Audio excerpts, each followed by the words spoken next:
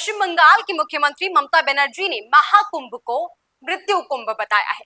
सुनिए जरा ममता बनर्जी क्या कह रही है कुंभ को लेकर।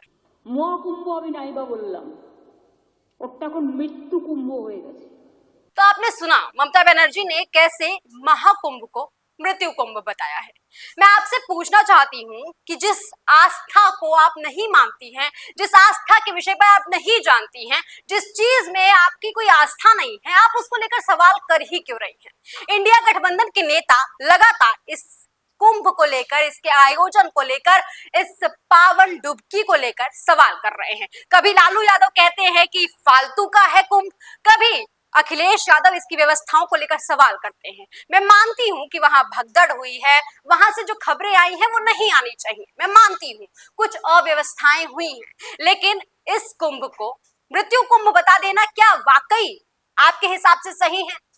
आपको पता नहीं होगा शायद, मैं कुछ आंकड़ों पर आपकी नजर डालना चाहती हूँ कि आप इसको संज्ञान में लें। वहां पर 55 करोड़ लोगों ने, 55 करोड़ श्रद्धालुओं ने आस्था की डुबकी लगाई है। सोचिए जरा, अगर ये मृत्यु कुंभ ही होता या फालतू ही होता, बेफालतू ही होता, तो 55 करोड़ लोग क्यों जाते कुंभ नहाने? आप भारत देश में रहते हैं, आप सबको पता है कि भारत देश में रहने वाले अलग अलग लोगों की अलग अलग मत है। किसी भी 120 करोड़ लोगों की एक मत कभी आपने देखी है, लेकिन उसमें भी 55 करोड़ लोग जिस महासमागम में जा रहे हैं, क्या वो फालतू हो सकता है? क्या वो मृत्यु कुंभ हो सकता है? मानती हूं वहां की खबरें बहुत अच्छी नहीं आई, कुछ जो भगदड़ की खबरें आई हैं, आग की खबरें आई हैं, जो भगदड़ वहां पर मची वो नहीं होना चाहिए था। लेकिन आपको ये भी समझना चाहिए, जहां पर इतनी बड़ी तादाद में लोग पहुंच रहे हैं, वहां से इस तरीके की खबरें आ रही हैं, फिर भी व्यवस्थाओं पर काम किया जा रहा है, फिर भी व्यवस्थाओं को सही करने पर काम किया जा रहा है। क्या आपको ये नहीं दिख रहा है?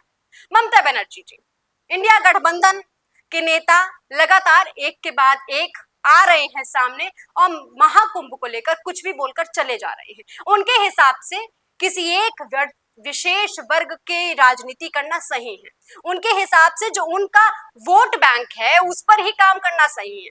लेकिन शायद आप लोग भूल गए हैं, इस देश में 80% जनता वो रहती है जो इस धर्म को मानती है, जो इस सनातन धर्म को मानती है, जो इस कुंभ में विश्वास रखती है। महाकुंभ इसे इसलिए भी कहा जा रहा है क्योंकि 144 सालों बाद ये कुंभ मेला लगा है।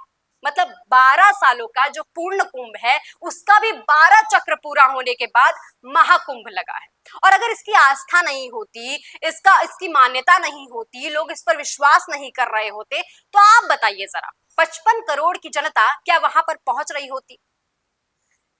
महाकुंभ ना सिर्फ नदियां बल्कि हमारे संस्कार, हमारे सरोकार, हमारी परंपरा, हमारा अध्यात्म सब कुछ समेटे हुआ है। और इतना बड़ा महासमागम आज तक किसी ने नहीं देखा है।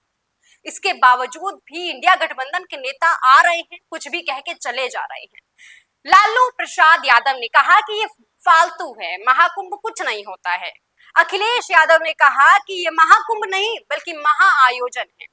अब ऐसे में आप बताइए जरा, आप किसको साधने की कोशिश कर रहे हैं? आप भारत देश में रह रहे हैं जहां पर 120 करोड़ की आबादी है, और ऐसा नहीं है कि सिर्फ आप कुंभ को लेकर जो बयान दे देंगे या इस पर तंज कस देंगे या इस पर सवाल उठा देंगे तो आपका जो वोट बैंक है वो आपके पक्ष में आएगा। आप भी जरा सोचिए ना, जिस देश में आप रह रहे हैं उस देश के सभी लोग इस महाकुंभ में आस्था रखने वाले लोग हैं। मानती हूँ कुछ लोग नहीं रखते होंगे, लेकिन वो उनका पर्सनल है। और मैं ये भी कहती हूँ कि अगर आप नहीं मानती हैं महाकुंभ को, या अखिलेश यादव नहीं मानते हैं महाकुंभ को, या लालू प्रसाद यादव नहीं मानते हैं महाकुंभ को, तो ये उनका पर्सनल ओपिनियन है, ये उनका व्यक्तिगत राय है। वो माने ना माने, जाए ना जाए, ये उनका निजी मामला है।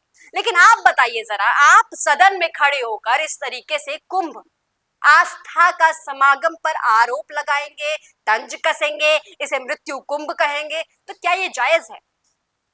चलिए मैं आपको एक कहानी सुनाना चाहती हूँ। कालिदास के बारे में सुना है आपने? जानते हैं आप उन्हें? उनकी पत्नी थी विदंता, जानते होंगे शायद आप। बहुत ही बुद्धिमता थी, लेकिन सोचिए लास्ट में क्या हुआ। कालिदास जो जिस डाल पर बैठे थे उसी डाल को काटने का काम कर रहे थे। प्रजा ने सोचा कि ठीक है, इतना डोमिनेटिंग है तो इन्हीं से शादी करा देते हैं, कोई दिक्कत नहीं। शादी करा दी गई। तो सोचिए, जो बहुत ज्यादा डोमिनेटिंग होता है, बहुत ज्यादा बुद्धिमता होता है, बहुत ज्यादा अपने आप को चतुर बनता है ना, कभी कभी अंत में उसका भला नहीं होता है।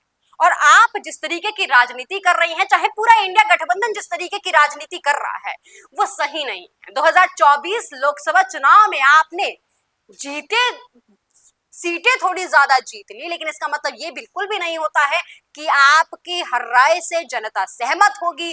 आप जो बोल देंगी वही सही हो जाएगा। आप चाहे कुंभ पर किसी भी तरीके के आरोप लगाकर चली जाएंगी, जनता उसे मान लेगी। जनता देख रही है, सुन रही है, समझ रही है, लगातार खबरों में आ रही खबर भी देख रही है। वो देख रही है कि किस तरीके से श्रद्धालु वहां पहुंच रहे हैं, आस्था की डुबकी लगा रहे हैं, पावन पर्व मना रहे हैं। वो देख रहे हैं कि किस तरीके की व्यवस्थाएं वहां पर हो रही हैं। और आप सोचिए, क्या ये मुमकिन है कि 55 करोड़ की जनता, 55 करोड़ श्रद्धालु वहां पहुंचे और वहां पर इस तरीके से अपना आराम से नहा रहे हैं, अपनी डुबकी लगा रहे हैं और वापस आ रहे हैं? क्या ये मुमकिन है? क्या इस तरीके की व्यवस्था वो भी एक जिले में कराना मुमकिन है? लेकिन उसके बावजूद भी कराया जा रहा है। 2-4 खबरें जो सही नहीं थी, जो नहीं होना चाहिए था, वो हुआ, लेकिन उसके बाद उस व्यवस्था पर काम हो रहा है। लेकिन आप तो सदन में खड़े होकर डायरेक्टली कह दे रही हैं कि ये महाकुंभ नहीं, मृत्यु कुंभ है। क्या ये जायज है? सुनिए जरा ममता बनर्जी क्या कुछ कहती हैं कुंभ को लेकर। সুতরাং পুজো পার্বণ আমাকে শিখিয়ে লাভ নেই। মহাকুম্ভ আমি নাইবা বললাম, ওটা এখন মৃত্যু কুম্ভ হয়ে গেছে।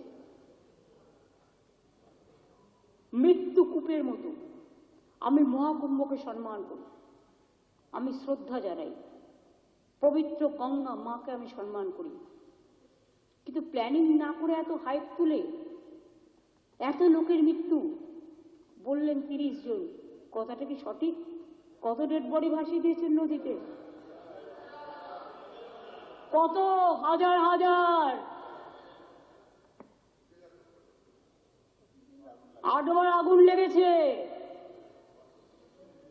বড় লোক আর ভিআইপিদের জন্য লক্ষ টাকার ক্যাম্প, আর গরিব লোকেদের, সাধারণ লোকেদের জন্য লাইনে দাঁড়ান 15 ঘন্টা 20 ঘন্টা দাঁড়িয়ে, যদি একটা মাদুরেও বসে 2000 টাকা। এক কাপ লাল চাও 500 থেকে 2000 টাকা। তারা যে জায়গাটা গিয়ে স্নান করবে সেটা আলাদা, ভিআইপিদের স্নানের জায়গাটা আলাদা। আর সেই জলটা আপনারা দূষিত করেছেন, বিষাক্ত করেছেন মহাকুম্ভের পবিত্র জায়গাটা। সব জায়গায় হাইপ তুলে দিয়েছে। সে একবার হয়েছিল না, গণেশ দুধ খাচ্ছে, সব ওখানে স্নান করো নাহলে পবিত্র হবে না। মৃতদেহের ওপর দিয়ে যারা এই হাইপ তুলছেন আর টাকা কামানোর জন্য ধর্মকে বিক্রি করছেন, তাদের আমি মন থেকে মেনে নিতে পারি না।